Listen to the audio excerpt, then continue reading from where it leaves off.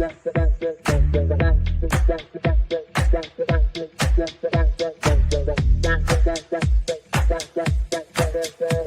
Connections Radio presents. It is here to everyone watching all around the world. Game 1, Round 1, your Vegas Golden Knights. They're the Minnesota Wild. And for the Stanley Cup playoffs, this is the best time. Doesn't matter if you're a casual fan, diehard fan, lifelong fan, regardless of who you are. It is the greatest time of the year. It is the Stanley Cup playoffs.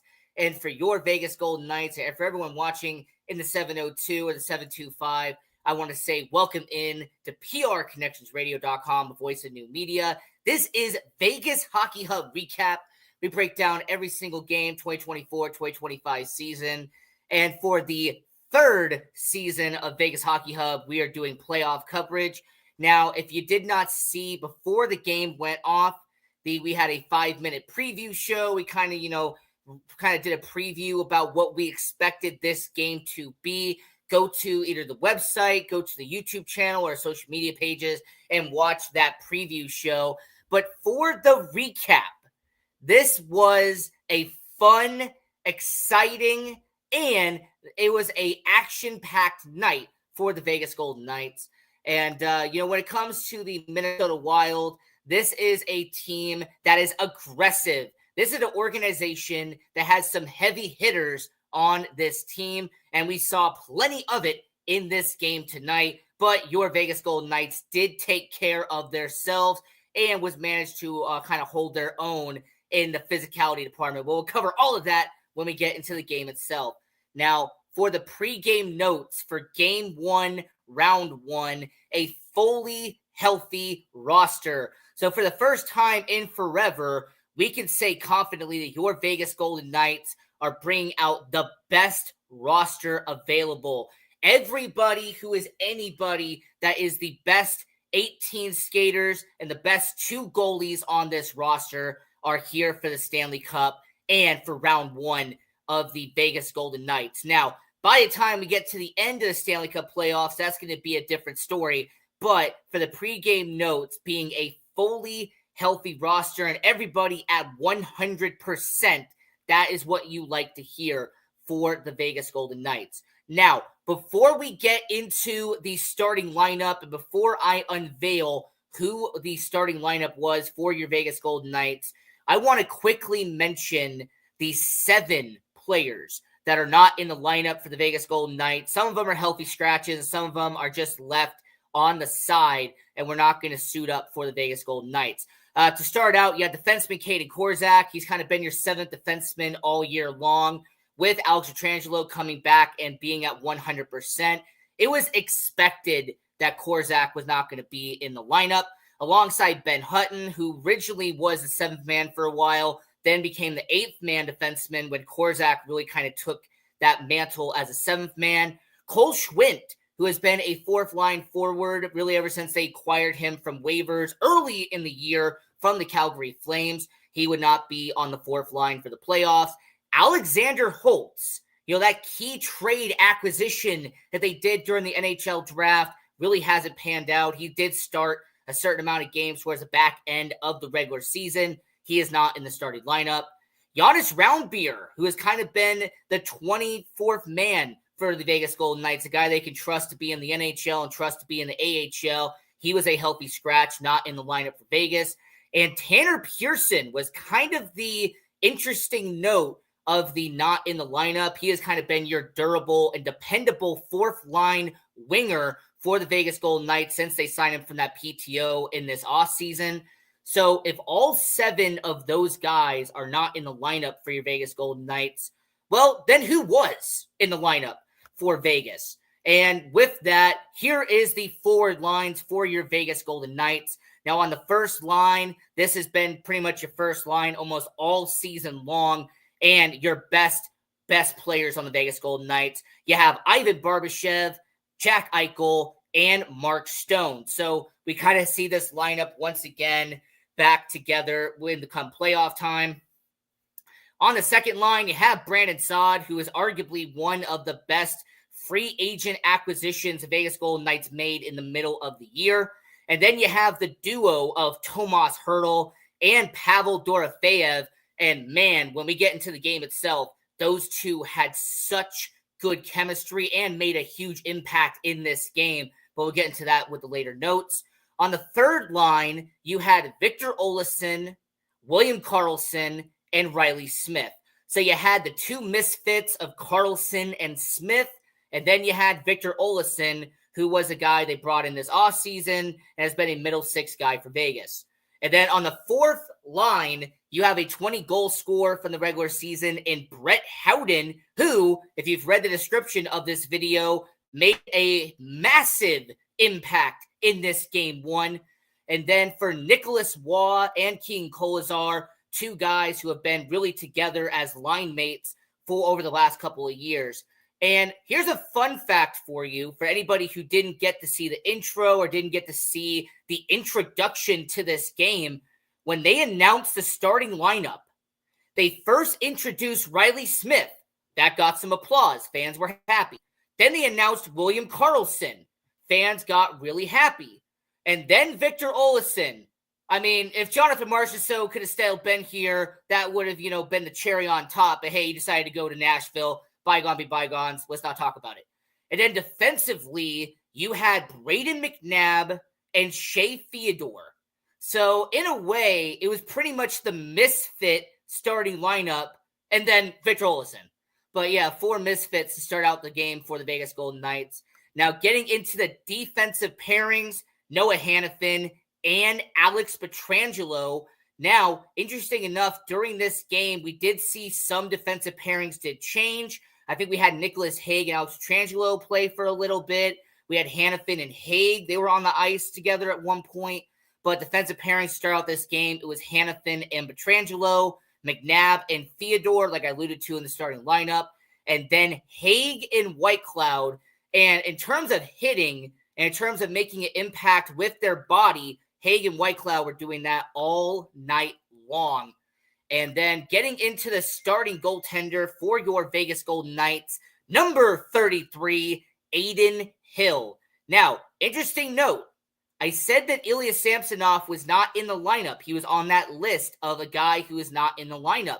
Akira Schmid is the backup for this game, not Samsonov. So I don't know if that tells you the future of Samsonov moving forward, but Akira Schmid being trusted to be a backup just in case something goes wrong, that is an interesting tale. Now, in the first period of this game, it was hits, and hits for the Minnesota Wild. Marcus Foligno was hitting guys. You also had the Vegas Golden Knights. Zach Whitecloud was making hits. King Kolazar was making his hits. In terms of a team that was finishing their checks, the Wild are one of the best in the NHL at doing that, and we saw that throughout the first period of this game. Ryan Hartman kind of being the menace that he is pretty much in Minnesota, doing the job that he gets paid to do. So for the Minnesota Wild, that was a takeaway right away in the first period, was the physicality and the aggression that the Minnesota Wild had. Now, for Vegas, there was some interesting stuff that happened, like I said, in the first period. There was, some shots that could have gone in. There was a Jack Eichel shot that just went wide and would have gone in if it was at the right angle. It did not. Tomas Hertl, he tried to do a wraparound that did not go in. Pavel Dorofeyev tried to do a stop and go, and it did not get past Gustafsson. So this first period on the score sheet wise, it did not do much for the Vegas Golden Knights until the second line stepped up. Tomas Hertl scoring the first playoff goal of the 2025 Stanley Cup playoffs for your Vegas Golden Knights. And when it comes to Tomas Hertl, we know how dependable he is in the playoffs. The San Jose Sharks, during his tenure there, was arguably one of the best performers in the playoffs. And this is really why Vegas brought him in, not this year, but the year previously, because Tomas Hertl in the playoffs is at a different level. And then you add a young guy and Pavel Dorofeyev that was a dangerous chemistry-wise for the Vegas Golden Knights. So Tomas Hertl making it a 1-0 game for Vegas, that was a good statement for your Vegas Golden Knights. And then towards the end of the first period, Vegas Golden Knights are going to be 1-0, but no, Kirill Kaprizov gets it over to Matt Boldy. Matt Boldy right past Adin Hill. It gets into the back of the net. He celebrates everybody. Now, at T-Mobile Arena, there was some kind of confusion on who the assists were going to be, because I kind of had to watch it back and see who were the guys that were going to get the assist. Was it going to be Brock Faber? Was it going to be, for example, Kaprizov? We kind of saw him shoot the puck over to Boldy, but they did get it figured out, and it did end up being Ryan Hartman, then Kaprizov, and then Matt Boldy. So at the end of the first period, your Vegas Golden Knights are tied at 1. And then the second period, it kicked off the right way. Vegas Golden Knights, you get a power play opportunity, and then on the power play, you could have gone to Jack Eichel, you could have gone to Tomas Hertl, but instead, Shea Theodore kicks it over to Pavel Dorofeyev. Pavel Dorofeyev, he just yanks it right past Gustafsson, and Pavel Dorofeyev, the young, up-and-coming superstar for the Vegas Golden Knights, first goal in the playoffs, a superstar in the making is what I'm saying that he is for the Vegas Golden Knights. And I've alluded to it all year long, but when you watch Pavel Dorofeyev play, you would not know how young he is with how professional and how calm and collective he is on the ice. He doesn't make many mistakes for the Vegas Golden Knights, and that's what I like about Pavel Dorofeyev. So, yeah, for Pavel Dorofeyev, his first goal in the playoffs for the Vegas Golden Knights, and that was a very happy thing to see. Wins the game, essentially, makes it a 2-1 game. The Vegas Golden Knights would not, give up the lead after that. But I will say a good setup by Shea Theodore. I like what we saw there. Now, there was a funny incident. It's not funny, but it kind of was. So in the second period, there was a puck that was in midair headed for the referee's head. Brett Howden was in the vicinity of the referee and trying to be the good Samaritan, the good hockey player that he is. He tried to shield the referee from getting hit by the puck. But what ended up happening is that the puck went directly over the referee's head, and Brett Howden just collides with the referee. And when you first watched it, you thought maybe Brett Howden didn't see him. You thought maybe, Brett Howden, something went wrong. It was like a bang-bang play. But it wasn't until they went on the monitor and they showed the replay that Brett Howden was just trying to be a good guy, trying to be one of those guys that just tries to help out the referee, but instead just took him out.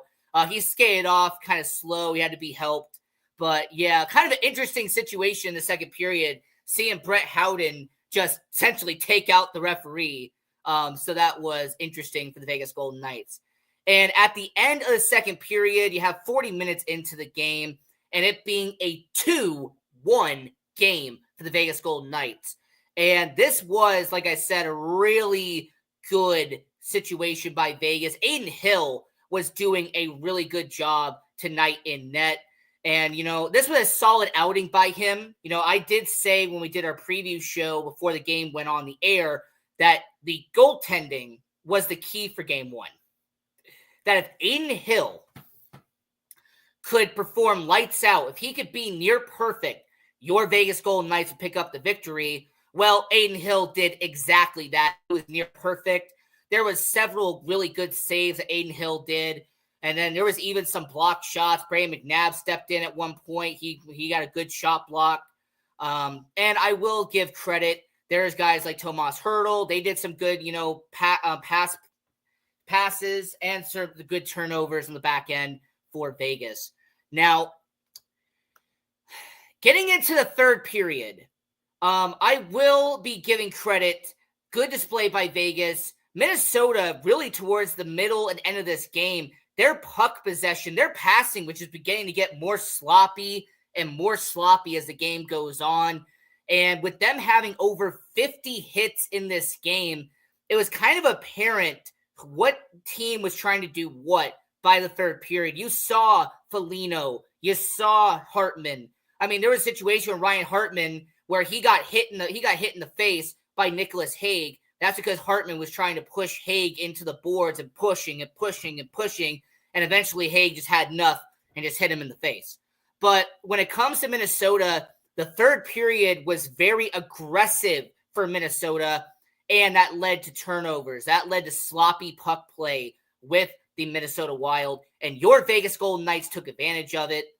And in the third period, Brett Howden was really the MVP of Game 1. He is your player of the game for Round 1, Game 1. Because not only did he get the first goal in the third period to make it a 3-1 game off of a nice display of defense by Vegas, Brett Howden goes down the other side of the ice. He gets it past Gustafsson, and your Vegas Golden Knights making it a 3-1 game for the Golden Knights. And I will give a lot of credit to Nicholas Waugh, by the way. Noah Hanifin, he did good. Nicholas Waugh, he's in the middle. Two Wild players are on each side. He dishes it over to Howden, and Howden just gets it right past Gustafsson's shoulder. So I will say for Brett Howden, that was really good for him. And then after a Matt Boldy goal for the Minnesota Wild, his second in this game, I mean, in terms of goal scores, Matt Boldy is 100% of the offense for Minnesota in this game. Brett Howden, on an empty net, he would shoot it straight down the ice, and with, I felt like 1/10 on the clock, Brett Howden would get it into the empty net, and it would count. Now, here's a funny thing about T-Mobile Arena. It took a minute. Because they were reviewing, was it a goal or was it not a goal? They were looking at it from so many different angles because they were trying to figure out, did the buzzer go off first before the puck went in the net? So, yeah, very interesting. I really like what we saw there. But, yeah, the replay of the empty net, they were really trying to figure out, in terms of attempts, if that was an empty net goal. After the review, after replay, they did determine that it was a good goal. And Brett Howden, his second goal of the game for Vegas. But, yeah, I really like what we saw from Vegas tonight. They didn't play Minnesota's style of game. They played Vegas's style. And I really appreciate that. And when it comes to your Vegas Golden Knights picking up this victory, I am really happy for your Vegas Golden Knights. And I already said player of the game is Brett Howden.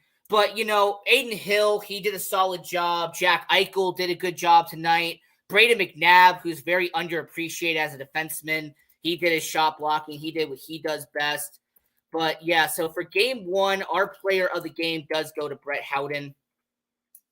And this was a really fun episode. Being there, if you want to go to our social media page at Vegas Hockey Hub, I had videos of the warm-ups. I had video of pregame. And it was a lot of fun being there. Now, the traffic was not fun. City of Las Vegas, this is kind of a rant towards you for 60 seconds. Please do not do WrestleMania and hockey the same day. Like, I understand that there's people who love wrestling. I understand we've even done a video on Vegas Hockey Hub's channel before about the WrestleMania and hockey situation. I get that. But it was so long of a traffic ride. I mean, it took almost 50 minutes to a solid hour just to get out and actually to get home. So that's a small rant for me. But I just wanted to say, WrestleMania, to the people who went to it, good for you. You know, I know CM Punk. You know, CM Punk, I've heard of him because he wears the Chicago Blackhawks stuff. Kevin Owens, I know he wears hockey jerseys, but yeah, so people like wrestling. WrestleMania was at Allegiant Stadium, the same time frame as the Vegas Golden Knights were playing playoff hockey. But yeah, traffic was absolutely brutal. It's the reason why this video, depending on what time you're watching it, this could be either 11 p.m. or this could be 1 a.m. So this is Vegas Hockey Hub. I'm your host, Ian Rickelli. We're going to continue our Vegas Hockey Hub recap show here on PR Connections Radio. And Game 2 on Tuesday, we're going to try to do the same thing. Try to upload immediately after the game once we get home and get into the studio. So until next time, I'm your host, Ian Rakelli. This is Vegas Hockey Hub Recap, and go Knights! PR Connections Radio thanks you for watching this podcast. Check out more episodes of this show and our others at prconnectionsradio.com.